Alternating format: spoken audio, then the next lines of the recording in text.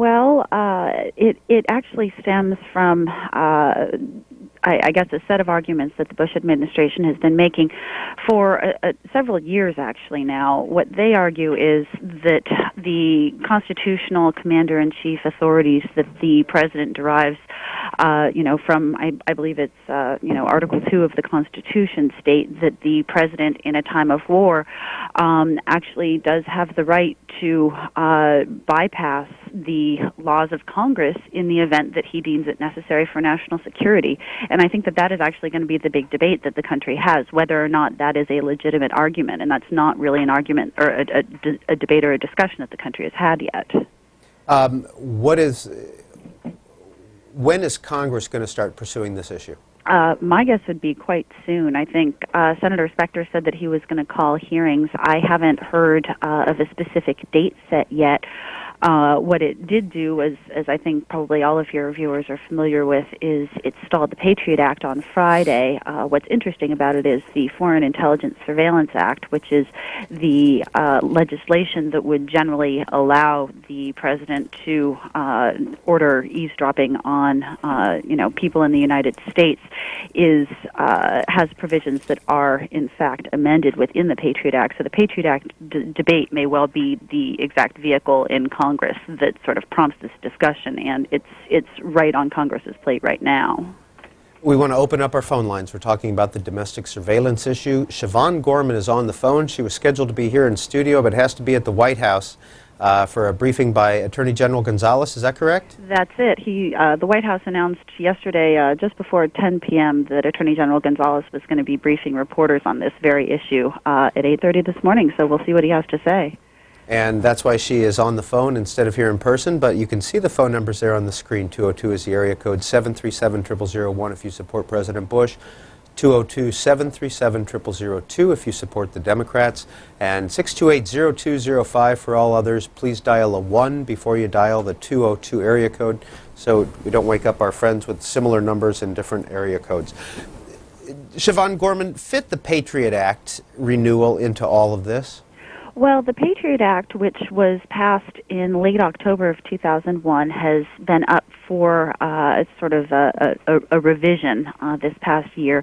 And there are several elements of the Patriot Act that actually renew or amend, change, alter the Foreign Intelligence Surveillance Act, which was a 1978 act that set up a special court that would allow government officials to expedite their efforts to get a warrant to eavesdrop, and it actually made the standards quite rather low. They're not sort of the general probable cause saying that you have to have committed a crime or be about to commit a crime. Instead, what the FISA law said was all you have to do is prove that the person who you want to listen to is, quote, an agent of a foreign power, and that was altered a little bit in the Patriot Act in 2001, which made it sort of lessened had to do to prove that someone was, quote, an agent of a foreign power.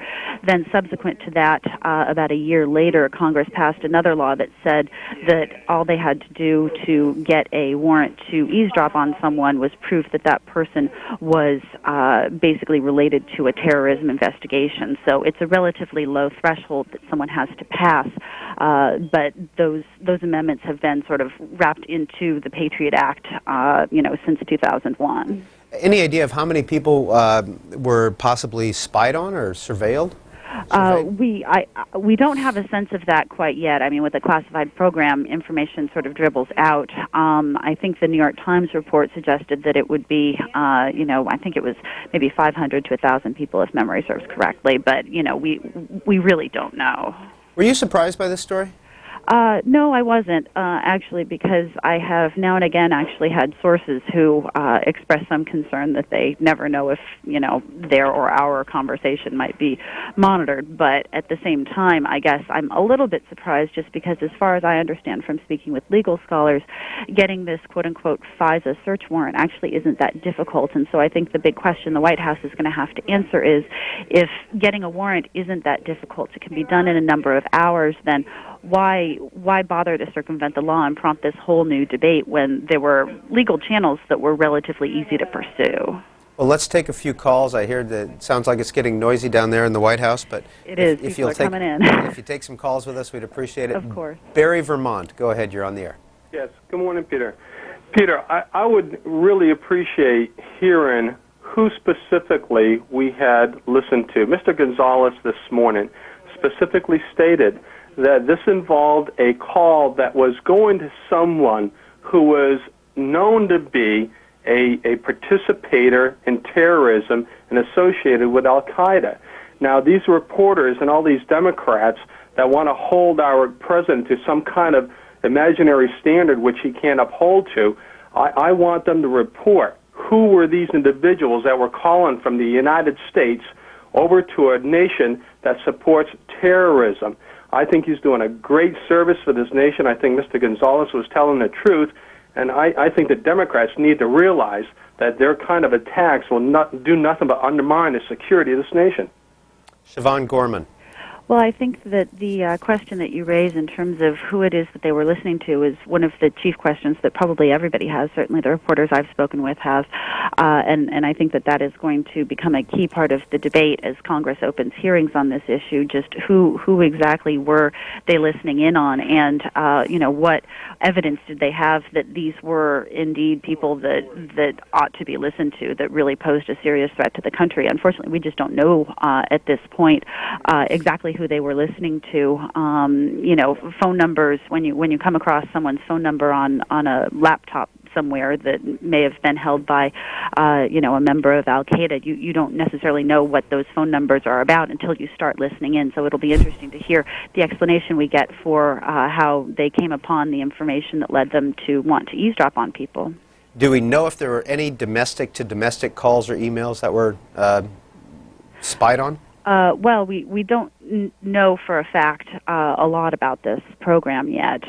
So far, what the administration has said was that you could not actually, that they did not eavesdrop on any sort of cross-country calls, any call that originated somewhere in the United States to somewhere else in the United States.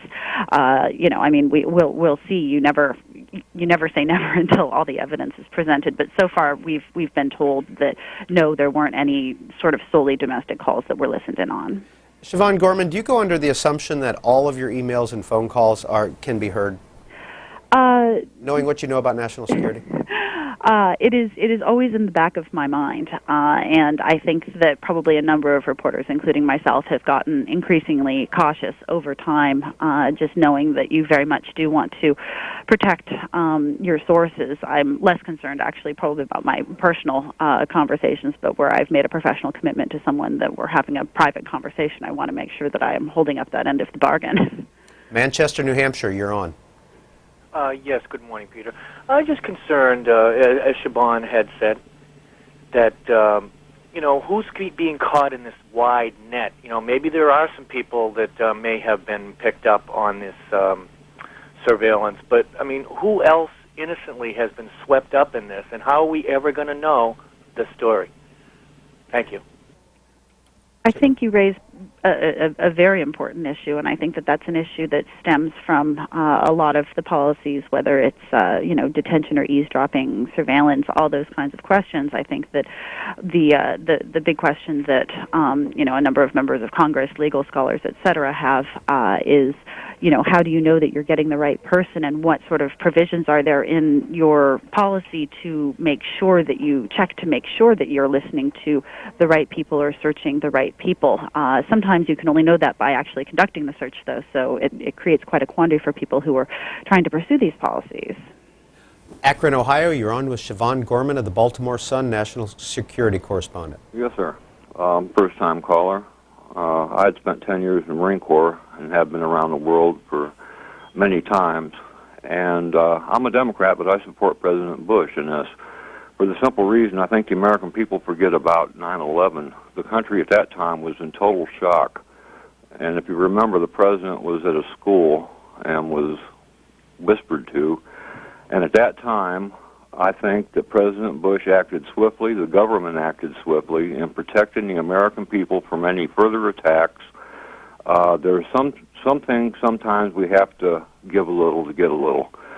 And I just think President Bush did it not to try to control America to the point of where it would be turned into a dictatorship or whatever. I think what Congress needs to do is, instead of having these hearings and wasted time and money, is start applying themselves to what's going on in this country. That's all I've heard about is this war, timetable, blah, blah, blah. We'll see what goes on when this comes to an end. And I think President Bush is on the right track, and I think he's doing real well. Thank you. Siobhan Gorman. Well, I think that, Congress's role in all of this is something that I certainly hear a lot about from people I discuss these issues with, both in government and, scholars who watch government. I think that there is certainly a large debate going on in Washington right now about whether or not Congress is providing enough, too much, not enough oversight for the, executive branch's activities in terms of fighting terrorism. And I think that is probably a debate we will continue to have for a long time. So have you been able to determine which congressional leaders knew about this surveillance? I haven't yet, in terms of being able to confirm. My understanding is that it was, probably at least the top Democrats and Republicans in the House and Senate. That would be, quote unquote, the Gang of Four. It would be the Speaker of the House and the ranking Democrat in the House, and then the Majority Leader in the Senate and the Minority Leader in the Senate. What I haven't personally been able to confirm is whether or not the chairman and ranking members of the House and Senate Intelligence Committee were also part of it. My understanding was yes, because it was reported that Senator Rockefeller, who is the top Democrat on the Senate Intelligence Committee, had expressed concerns. So that would lead me to believe that it was the quote-unquote Gang of Eight that was probably briefed. The reason why I question that a little bit is because there have also been reports that Senator Bob Graham, who was Senator Rockefeller's predecessor and was for a time chairman of the Senate Intelligence Committee, said that he was not told about this program. So it's a little bit unclear who exactly was told about it, but it does seem to be clear that it was a select number of people, both Democrats and Republicans in Congress. Next call, Aaron, Tennessee. Good morning. Good morning. I wanted to comment on the Patriot Act. It was passed back in 2001, I believe, by Congress, not just the President. We need to understand that everybody plays a role in this. The revisions that they made recently did definitely help that. I understand that they need to be able to have some freedom in investigating because it only takes one person to carry a bomb. We need to realize that. And in time of war, we need to specify that these are used just during time of war and not, any time. And I think that they could add that revision. And speaking of time of war, we never resolved, had a resolution to the Desert Storm, to my knowledge. So we've been under war, for how many years now? So these are things we all need to consider and try to hang in there together and make it through this. Thank you, caller. Siobhan Gorman, what is the genesis of this law? The Foreign Intelligence Surveillance Act or Yes. the Patriot Act? FISA. The FISA law started, I guess it was originally written in the Ford administration, so that would be in the mid-'70s, and it was a response both by the executive branch and Congress to some of the abuses that had taken place in the Nixon administration. There was an operation called COINTELPRO, which eavesdropped on Americans for political reasons, and that actually included Martin Luther King. And what happened after that was people realized that the law was just not clear in terms of what the executive branch or just government investigators needed to if there were any limitations on what they could do when it came to eavesdropping on Americans and American activities. So this was actually something that started in President Ford's administration, and the debate extended into the Carter administration. So it was debated for a few years in Washington, and when they finally came to a resolution in 1978, the thinking at the time, I'm told, was that it was sort of a compromise that was going to give the president considerably more leeway than he would have to conduct or to order searches, either eavesdropping or later it was amended to include physical searches too, of people in the United States for national security purposes. And what the Foreign Intelligence Surveillance Act did was it set up a whole separate court to review warrant requests for searches or eavesdropping, in a national security framework. And those search warrants can actually be approved in a number of hours. And there are a number of other provisions in the FISA law that also do allow the president to order someone to be wiretapped and then notify Congress and a judge shortly thereafter if it's truly an emergency circumstance. The problem is there are a lot of the laws are not always completely clear, and so the question is, well, what's an emergency circumstance? I was talking with a lawyer who was the chief intelligence counsel in the Carter administration, and he was very much part of designing the Foreign Intelligence Surveillance Act at the beginning, and he said that it was his understanding that there would be sort of a narrow area in which the president probably could take action even outside of the Foreign Intelligence Surveillance Act if it were truly an emergency. I think he said something like apocalyptic circumstances. But the question is, well, what is that very narrow role in which the president might decide to circumvent the procedures set out in the Foreign Intelligence Surveillance Act? And then there's the issue of the secret courts. Yes. Do we even know where they're located, who the judges are, anything about them? They're in Washington, D.C. As far as I understand, the Foreign Intelligence Surveillance Act court is drawn from the District of Columbia Circuit Court, so it's sort of they're federal appellate judges, and I think I believe it's sort of a rotating kind of thing. In fact, I know that the person who or the judge who served rather recently on the Foreign Intelligence Surveillance Court was Judge Lawrence Silberman, who then most recently, chaired the Silberman-Robb Commission, the WMD Commission, which looked into Iraq intelligence failures. So these are people who are very familiar with security matters. Rome City, Indiana, you're on the air with Siobhan Gorman. And I'm thankful for C-SPAN. I'm also thankful for the Internet because I read the New York Sun this morning, and the first president to sign the order that Bush just signed was Jimmy Carter.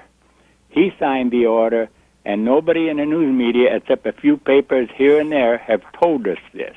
Jimmy Carter probably won't complain that Bush signed that order because he signed the same order, and I wish these reporters that, and I wonder how this reporter from the Baltimore Sun feels if Jimmy Carter was wrong or right, or is what Democrats do for our own good.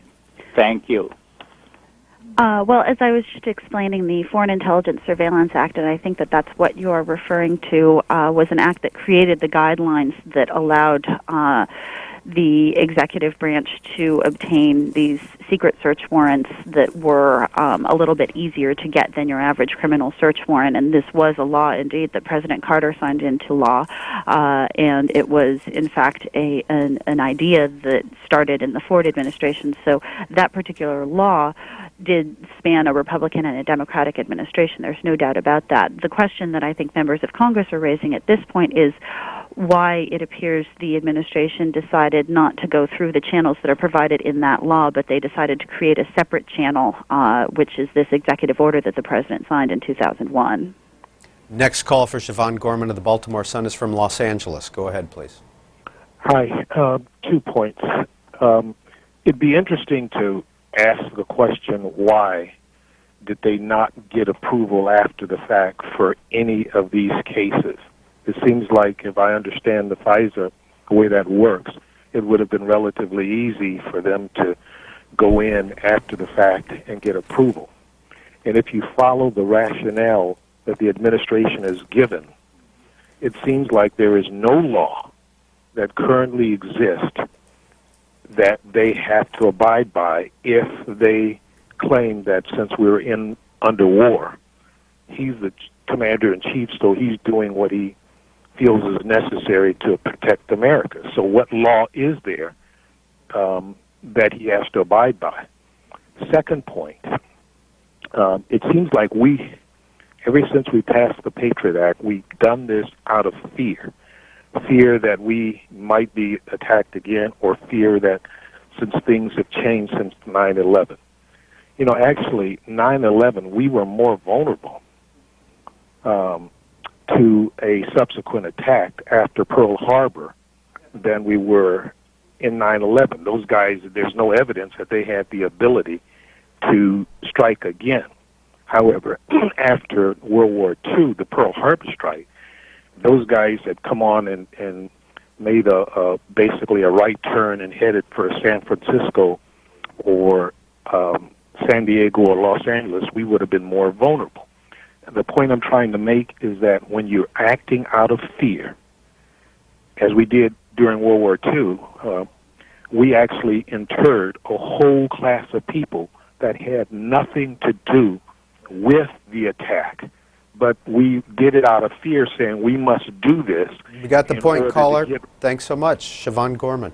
Well, it seems like the larger point you're making is one of timing that looks at, well, you know, there were events that happened in 2001 and decisions made at that point. I think that what a number of members of Congress are asking now, and I think this is probably both, at least some Democrats and Republicans are asking is, you know, if some of these decisions were made under an emergency circumstance, they understand that, but their question is that if these were initial decisions made in 2001 and they pointed to, you know, some element of the law that was not adequate for the administration to fight terrorism, then they ask, well, why didn't you come to Congress at some point in the last, you know, 3 or 4 years and say, we need to amend the Foreign Intelligence Surveillance Act, because they did do that both within the Patriot Act and again in 2002. And so a number of members of Congress are saying, well, that's fine to take action in an emergency situation, but after, you know, you've passed the immediate emergency, then,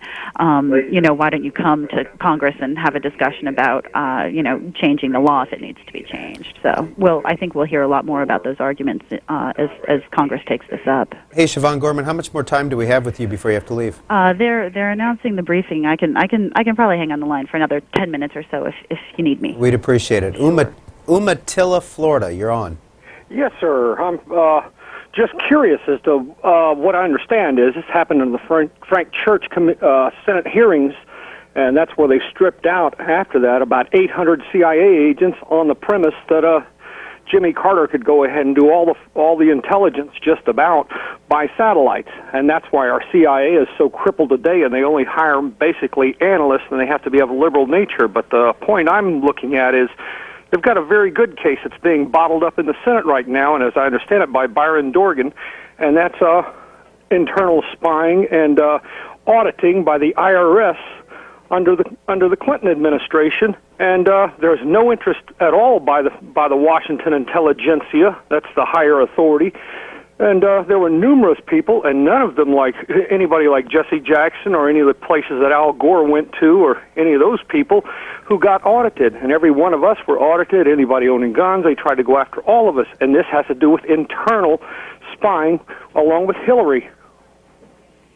Any response, Siobhan Gorman? Well, I'm not sure of the specifics of the issues you're referring to, but the broader question of a decision to focus on satellites and eavesdropping as opposed to human spying has been at the core of the debate about how our intelligence agencies failed to get the information that they needed to either know more about Al-Qaeda and its activities prior to 9/11, as well as knowing what Saddam Hussein's actual capabilities were in terms of weapons of mass destruction in Iraq. So that is certainly something that is being pursued by people who are trying to sort of change the balance in the intelligence community. Did you see 60 Minutes last night? Unfortunately, no, I didn't. Did you hear about this story? They talked to the Canadian former spy from Canada about this program. I forgot the name of it, but it essentially takes in all emails and calls and everything. Echelon. Echelon, that's Yeah. it. That's it. Are you familiar with that? I'm somewhat familiar. I wouldn't call myself an expert on it. But could you give us the basics of it? Gosh, you know them? I don't want to give misinformation, but Okay. I do believe that it is a program that did create some debate. I believe, I want to say in the late 90s or maybe 2000, when it became clear that the government was able to monitor email content. I think there's been a real challenge among all of the intelligence agencies, but particularly the ones that have generally relied on technology, because they haven't adapted well to the internet and email, and there's been lots of questions about how you translate various authorities around wiretapping and techniques around wiretapping from normal phone calls to email. And I think that Echelon was a program that was trying to kind of get at that. Next call for Siobhan Gorman, Brunswick, Georgia. You're on the air. Hi, I want to say thanks for taking my call. Concerning the wiretapping, there's nothing that this government can do now that surprises me. The one thing that I don't understand about C-SPAN and all the rest of these reporters is that if you remember an interview that an ABC reporter did with bin Laden, I think it was back in 2001 or 2000, he said the reason why he was going to attack the United States is because we had military bases in Saudi Arabia. We've removed those military bases. We haven't been attacked since we removed those military bases. And the very idea that this whole thing about terrorism, and it's been so blown out of proportion, we don't have anything to fear from this man anymore because we have already conceded to his demands. Why don't you ever talk about that? Thank you. Well, I think that what you're getting at is sort of the importance of understanding the motivations of various terrorist groups. I think that one of the challenges that the U.S. government has had, sort of across the national security spectrum, is really focusing on understanding the motivations, the thinking, getting inside the head of not just Osama bin Laden, but people who follow him, people who are inspired by him, and especially because it seems, as I speak with terrorism experts, it seems that there has definitely been a sort of a shift since 9/11 away from just a focus on Al-Qaeda, and now there are a number of groups, and some people call them sort of franchises. There are a lot of different ways to think about it, but there are individuals or smaller groups that may just feel inspired by what Al-Qaeda does or what bin Laden says and go on and act on their own. And so it's a matter of understanding the total threat rather than just sort of looking back at what individual activities we've seen from these groups. And it's specifically Al-Qaeda, correct, that these wiretaps and this surveillance was targeted to? Is that correct? I wouldn't necessarily assume that. I believe when President Bush spoke about this on Saturday, I noted that he said, I think it was Al-Qaeda and related terrorist groups or something to that extent. And that said to me that it may well be broader than just Al-Qaeda, because the question is, well, what is Al-Qaeda? How do you define that? It's not like they have membership cards or anything like that. It's a much more amorphous notion. And so I would not assume that it's just quote-unquote Al-Qaeda members. Well, Siobhan Gorman, we have time for two more calls for you, and then we'll let you go. Alberto Gonzales is doing a briefing at 8:30, correct? Indeed. And then the president, we just learned, is having a news conference in the East Room at 10:30. Oh, okay. And that will be live on C-SPAN. El Paso, Texas. Go ahead, you're on with Siobhan Gorman. Hi, Ms. Gorman. Merry Christmas, America. Ma'am, I was in the military since '75, and this is nothing new for me. I was in the communications division on submarines with a TS, higher than a TS clearance. We've been monitoring communications not only in the United States, but all over the world. This is nothing new. This is how we protect this country. And you're getting into some very, very sensitive issues here, because it's the NSA who won the Cold War for us. It's the NSA that's winning the war on terror for us. You can go under the assumption that anything you type, anything you say, anything that has a frequency assigned to it is going to be monitored. This is nothing new. And for the Democrats to make a big hay about this, all they're doing is hurting national security. And I want everybody to understand that fact, that this is nothing new. This has been going on for a long time. How long were you in the military? Over 20 years, sir. And again, what position did you have? I was in communications on board United States submarines in the Pacific. And were you intercepting communications on the submarines? Yes, sir. That's what we do. That's what we get paid to do. And like I said, the NSA makes the FBI and CIA look like paper carriers. They're the ones that secure America, and this is nothing new, ma'am. And I would, Ms. Gorman, it would be very hard pressed to say that you couldn't even get a day pass at the NSA. That's how difficult it is to get in there. Thank you for your call, Siobhan Gorman. Well, it is indeed difficult to get into the NSA. I've been there a few times and actually had the great fortune of speaking with the new NSA director, Lieutenant General Keith Alexander, who came in August. His point is correct in terms of it being nothing new. The NSA has certainly had this capacity. I think what the debate is over is under what authority, and the question is that the Foreign Intelligence Surveillance Act provides a certain sort of channel and authorities under which government officials can get the sign off to eavesdrop on domestic conversations, and the question is just whether or not the administration is justified in what at least a number of people feel is a new policy in not always going to the FISA court. They do go to the FISA court on some occasions, then on others they don't when they feel it's not necessary. And I think that what we're debating is, well, under what circumstances do you feel that you don't need to go through the FISA court, and what are the justifications for that? Right now I think that we're all just sort of asking a lot of questions. It would be very difficult to come to any conclusion on a program like this that has been, classified for a number of years. What can you tell us about Keith Alexander? He is very well respected. He has sort of built his career in Army intelligence, knows an awful lot about signals intelligence. When he was in the Army, he sort of ran the Army intelligence division, among other things.